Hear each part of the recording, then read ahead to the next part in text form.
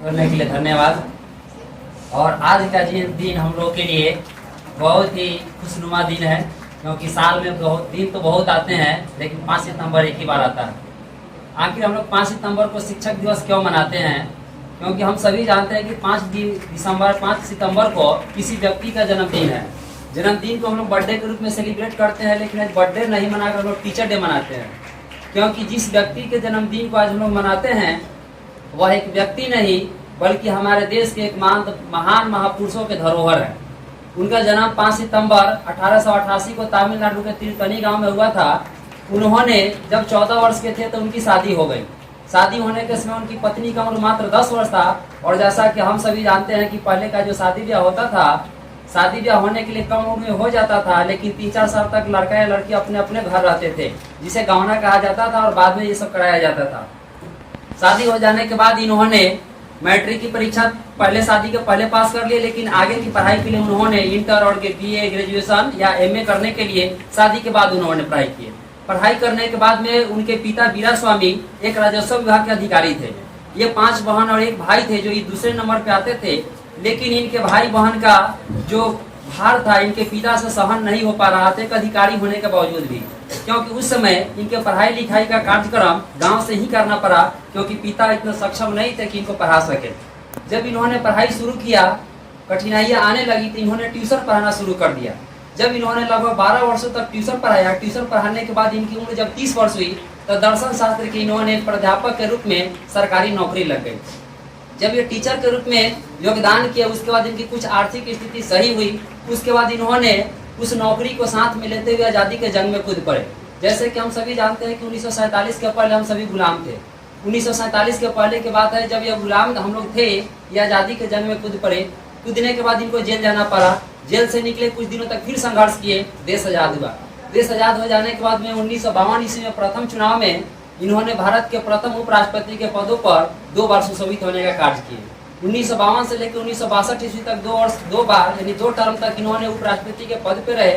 फिर उन्होंने उपराष्ट्रपति के पदों के बाद में 62 से लेकर आगे की कार्यकाल के लिए 1 बार इन्होंने राष्ट्रपति के पद को भी सुशोभित किया।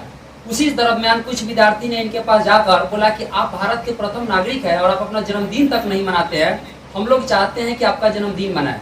जैसा कि हम सभी जानते हैं कि बर्थडे आने से 1 महीना पहले ही हम सभी बहुत हर्ष उल्लास से रहते हैं कि हम लोग का बर्थडे आने वाला है, केक कटने वाला है, बहुत सारे हित दोस्त मिलेंगे, पार्टियां बनेगी। बहुत बहुत धन्यवाद दीपक भैया।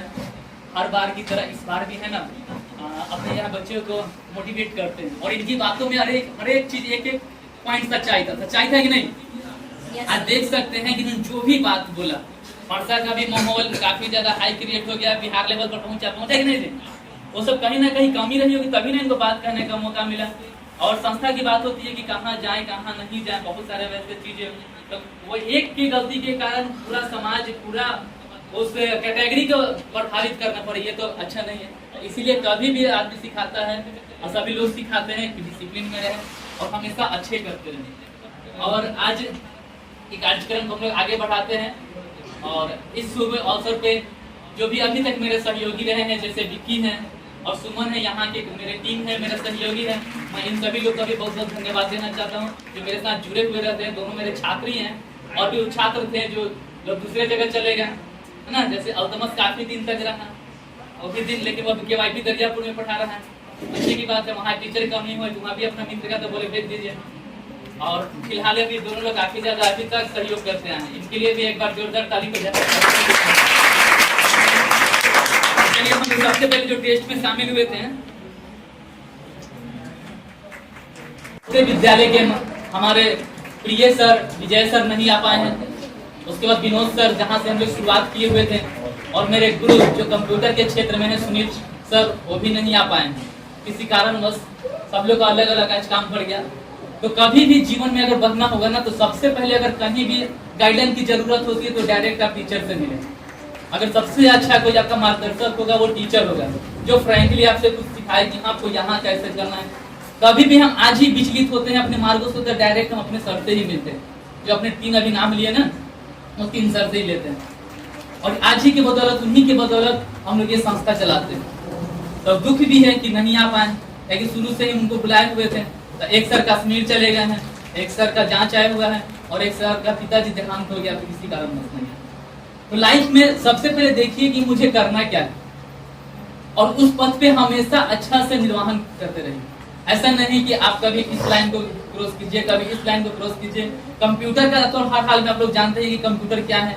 आज के परिवेश में अगर जीना है तो प्रत्येक कदम कदम पे आपको कंप्यूटर की नॉलेज है, चाहे आप मेडिकल से रिलेटेड हो, चाहे स्कूल से रिलेटेड हो, चाहे ऑफिस से रिलेटेड हो, चाहे अपना खुद का बच्चा घर में क्यों नहीं पढ़ाना हो, आज बिना कंप्यूटर का होगा नहीं। ठीक है।